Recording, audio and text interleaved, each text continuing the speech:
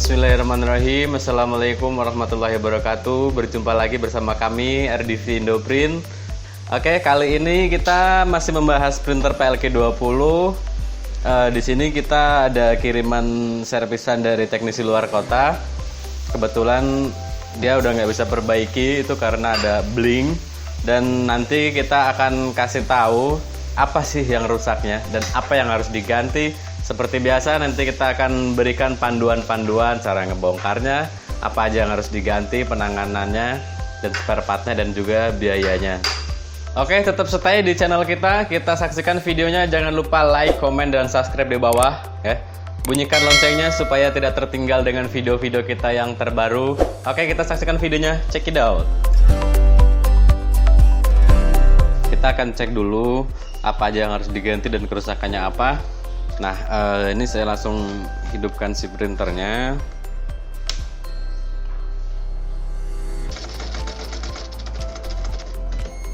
Nah, ini dia. Ini ternyata kerusakannya ini ada bling ya, kedip-kedip diiringi dengan ada bunyi bip. Setelah itu bip-bipnya diam dan dia ada bling di layarnya, ini semuanya nyala. Nah, kalau seperti ini, menangani kasus seperti ini itu ada beberapa kemungkinan. Jadi ada bisa dari sensor-sensor atau dari mainboard ataupun yang lain. Jadi nggak bisa langsung diprediksikan rusaknya A gitu harus diganti A, itu belum tentu bisa. Jadi harus benar-benar sama teknisi yang mengerti untuk kerusakannya itu. Jadi harus diprediksi dulu apa yang harus dicoba dulu. Misalkan kita coba dulu ganti sensor. Nah, kita udah ganti sensor tapi masih aja rusak. Berarti bisa juga dari sensor yang lain, misalkan sensor kertasnya, atau enggak dari sensor carrier-nya, atau dari sensor head-nya. Jadi banyak kemungkinan. Jadi makanya banyak teknisi yang coba-coba karena hanya menonton video tutorial di YouTube, akhirnya mereka mentok. Kadang-kadang kita banyak banget menemukan kasus seperti itu. Jadi udah dibongkar, masangnya nggak rapih, banyak spare part yang hilang juga. Jadi hati-hati buat para bank-bank atau koperasi yang menggunakan printer passbook, sebaiknya kita sarankan untuk diperbaiki kepada teknisi-teknisi yang profesional, yang terjamin itunya. Oke, nah ini kita akan bongkar apa aja, kita lihat yang harus diganti apanya. Kita akan kasih tahu nanti cara ganti mainboard. Coba kita terus ada sensor-sensor, kita akan cek satu persatu. Nanti ketemu ya rusaknya di mana. Oke, kita siapkan dulu alat-alatnya seperti kuas, obeng min, obeng plus, tang. Kita lakukan pembongkarannya sekarang. Kita buka dulu pitanya. Oke, setelah buka pitanya kita langsung buka baut 2 di belakang menggunakan obeng plus. Oke, sekarang kita gunakan obeng min untuk membuka 3 kuncian di depan untuk membuka panelnya ini.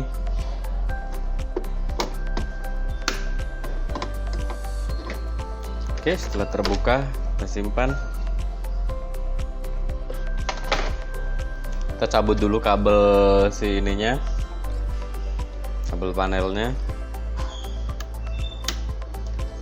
Setelah buka, kita tutup dulu covernya. Di sini ada kuncian 3. Cara berlahan, ditekan ke bawah, diulangi beberapa kali sampai kunciannya kebuka. Nanti kalau udah kebuka, ini dia. Ini tinggal angkat pelan-pelan. Nah, udah terbuka, udah terpisah dari si casing sama si panelnya. Nah, ini dia udah posisi udah kita buka semua casingnya. Tolong perhatikan di sininya ya, kabel-kabelnya nanti jangan sampai tertukar saat pemasangannya kembali. Oke, pertama kita cabutin dulu semua kabel-kabel yang ada di sini.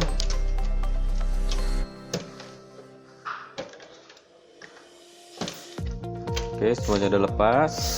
Kita tinggal buka baut kanan kiri menggunakan obeng plus. Nanti kita itu cek dulu apa yang harus diganti. Mungkin ada sensornya, ada mainboardnya, tapi kita akan utamanya dulu ya. Di mainboardnya kita akan ganti mainboardnya. Mudah-mudahan ganti mainboard itu langsung normal kembali dan bisa digunakan kembali. pastikan dulu kabelnya ini udah tercabut semua di bagian sini, baru kita angkat mekaniknya. Cara ngangkatnya itu di tengah-tengah gini menggunakan dua tangan. Nah, biar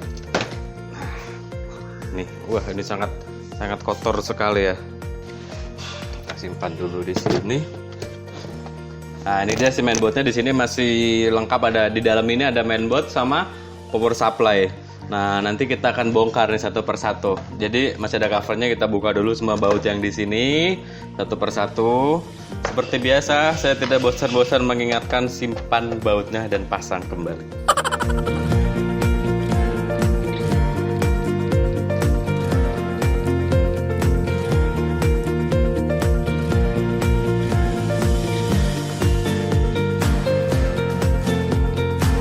Ini dia udah kita buka, si cover dari si mainboardnya ada di dalam di sini, dan ini sangat kotor. Ini kemungkinan dari baru, nggak pernah diservis. Dan kita akan langsung ganti aja mainboardnya. Tapi sebelum kita ganti mainboardnya, kita harus bersihin dahulu. Kita pastikan dulu semuanya normal. Kita harus ukur-ukur dulu semuanya satu persatu dari si mainboardnya ini sebelum kita ganti. Jadi soalnya kenapa kalau Epson PLK20 ini dia itu sangat sensitif dari si head, jadi bisa menyebabkan mati total. Misalkan kita ganti si mainboardnya ini, ternyata mainboardnya ini ada short dari print head, itu bisa menyebabkan mati juga. Jadi si IC-nya itu nanti ada yang ikut terbakar. Jadi harus diukur terlebih dahulu, pastikan IC yang menyuplai arus ke print head itu benar-benar full sesuai dengan aturannya. Kita buka dulu semua mainboardnya. Oke, di sini bautnya itu ada 4 di dalam dan 3 di luar. Tolong bautnya dihafalin ya posisi-posisinya, karena ini bautnya berbeda-beda ya. Jadi ada yang khusus buat baut belakang, baut mainboard itu ada yang kasar, ada yang halus, ada yang panjang, ada yang pendek. Jangan sampai tertukar.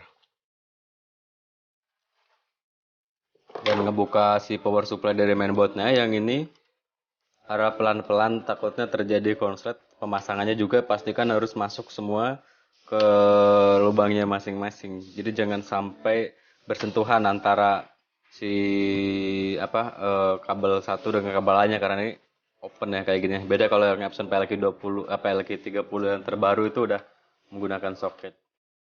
Kalau yang PLK20 masih menggunakan kabel biasa tanpa ada soket. Nah, ini dia mainboardnya.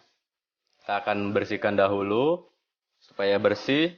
Nanti baru akan saya ukur-ukur semuanya. Oke, nanti kita perlihatkan pemasangan mainboard barunya.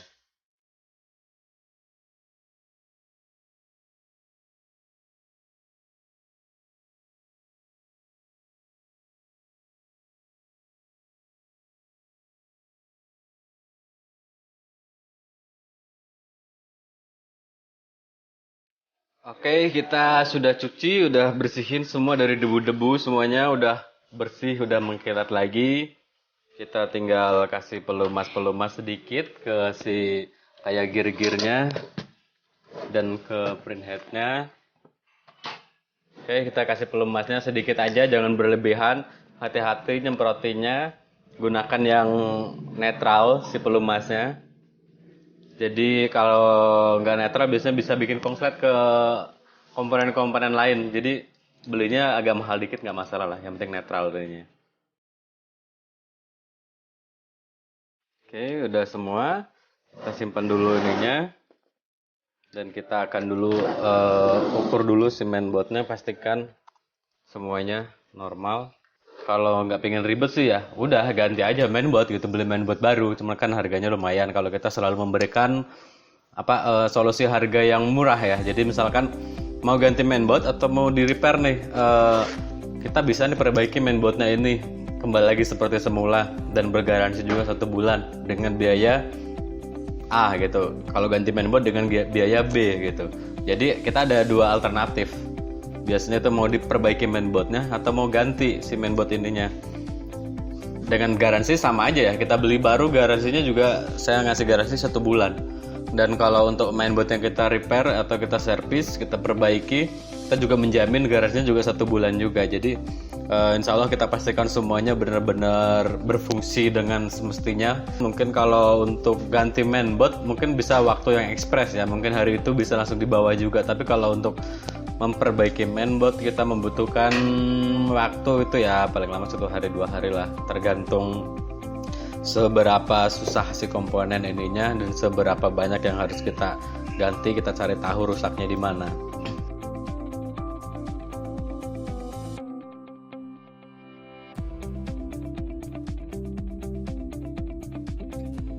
Nah, ini kenapa harus diukur satu persatu? Karena tadi saya bilang saya harus memastikan sebelum ganti mainboard si headnya normal, karena itu tadi bisa menyebabkan tertular. Jadi misalkan si headnya itu ada short, jadi dia akan mati ke mainboardnya. Jadi dia akan si printernya bukan jadi bener, malahan jadi mati total. Mungkin membutuhkan waktu yang lama, jadi nggak bisa singkat. Oke, sudah tertemukan penyakitnya ada di mana, dan positif ini A1 dari mainboard. Dan ini ada salah satu komponen yang harus diganti, nggak bisa diperbaiki. Jadi intinya harus ganti IC-nya. Itu biayanya itu 400 ribuan untuk repair mainboard. Wah, murah meriah ya. Dengan harga mainboard barunya itu kalau yang ada yang cabutan second itu harganya itu di sekitar 900 ribu sampai dengan 1 juta gitu, 1.200.000, bervariasi lah. Karena kenapa bervariasi, ada yang made in China, ada yang original Epson ya. Jadi ya seperti itulah, semuanya ada yang compatible, ada yang itu, tapi kualitas dan fungsi semuanya sama. Insya Allah kalau mainboard mah aman lah, kita menjamin semuanya. Nah, ini saya akan infokan ke customernya, ini dia mau pilihnya ganti mainboard aja, karena kantornya itu membutuhkan bekas penggantian. Karena apa? Karena saat ganti komponen gitu, kita nggak kasihkan komponen bekasnya, jadi nggak ada bekasnya ya, soalnya kan komponennya kadang-kadang udah rusak atau udah itu gitu kan, jadi nggak ada bukti. Karena kantornya membutuhkan bekas si mainboardnya ini, jadi ganti apa, jadi si kantornya untuk memutuskan ganti mainboardnya saja dan mainboard bekasnya diminta. Oke, saya udah siapkan mainboard penggantinya. Ini dia kondisinya yang baru, dia mintanya yang baru, yang original.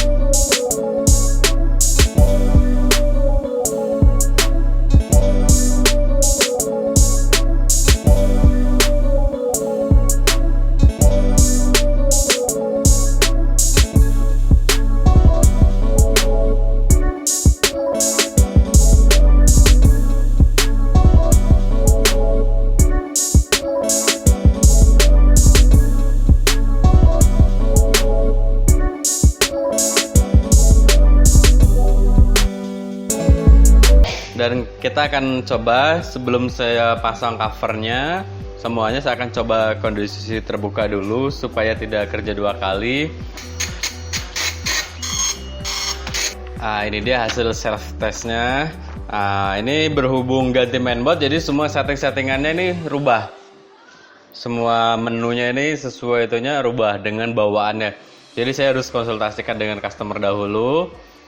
Di sana menggunakan komputernya apa, terus pakai softwarenya apa, terus menggunakan kabel konektornya pakai apa. Nah, ini dia kita kasih tahu ya cara setting printer Epson PLK 20 ini. Nah, cara nyetingnya itu printernya off dulu.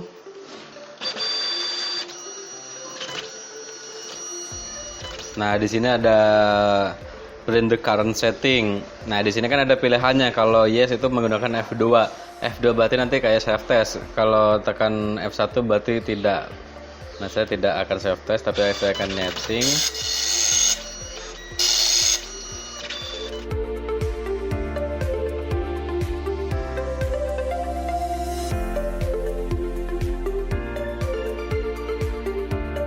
Nah, setelah itu kalau Epson PLK 20 dia nge-save-nya otomatis, jadi tidak perlu nge-save. Jadi langsung dimatikan saja, nggak masalah si printernya. Oke. Oke, kita tarik aja manual, nggak masalah. Yang penting kondisinya udah mati. Dan ini kondisi udah normal, udah oke semua. Tinggal kita pasang kembali casingnya.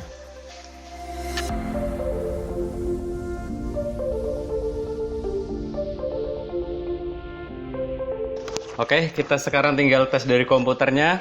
Pastikan semuanya terkoneksi dengan baik, semua mainboard bekerja dengan baik, dari software apa segala macam bekerja dengan baik, baru kita kirim ke customer. Itulah salah satu keunggulan kita. Kita bawakan semua hasil tesnya, hasil servisnya, dan juga seperempat bekasnya kita kasihkan. Oke, pertama kali kita hidupkan si printernya. Pastikan si komputer udah terinstall software printer PLK 20 seperti biasa. Kita langsung tes printernya dari komputer. Nah, ini udah kita coba. Nah, ini dia hasilnya. Saya udah print 2 kali. 3 kali ya, saya udah print 3 kali. Nih, 1, 2, udah 3 kali. Dan nanti kita akan diamkan beberapa jam. Kita akan standby-kan si printer ini sekitar 1 sampai dengan 2 jam agar kita yakin untuk dikirimkan keluar kota ataupun kemanapun itu. Oke, mungkin cukup sekian dari saya. Semoga bermanfaat video-video dari kami. Jangan lupa like, komen, dan subscribe di bawah. Dan kita juga menyediakan spare part dan kontak personnya ada di bawah juga di deskripsi. Oke, terima kasih telah mengikuti kita. Wassalamualaikum warahmatullahi wabarakatuh.